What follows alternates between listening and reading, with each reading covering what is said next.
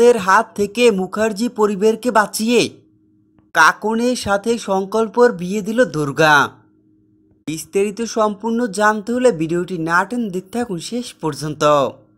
মুখার্জি বাড়িতে তো কাকনের বিয়ে উপলক্ষে মস্ত বড় ষড়যন্ত্রের জাল বুনেছে দিব্যা সেন। এক ঢিলে দুই পাখি মারার সমস্ত প্ল্যানই করেছে দিব্যা সেন।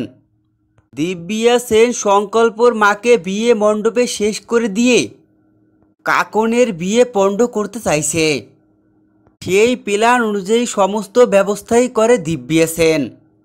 কিন্তু এদিকে তো রয়েছে জগদ্ধাত্রীর মেয়ে দুর্গা। দুর্গা তো দিব্যা সেনের সমস্ত প্ল্যানের কথাই জানে। এর জন্যই দেখা যায় জগদ্ধাত্রী দিব্যা সেন যাতে কাকনের বিয়ে পণ্ড না করতে পারে এর জন্য এক এক করে দিব্যা সেনের সমস্ত প্ল্যানই বানচাল করে। দেখা যায় দুর্গা ছদ্মবেশ নিয়ে বিয়ে মণ্ডপে ঢুকে দিব্যা সেনের সমস্ত গুন্ডাকে এক এক করে সরিয়ে ফেলে। তাদেরকে রাম ধোলাই দিয়ে বিয়ে মণ্ডপ থেকে তাড়িয়ে দেয় দুর্গা।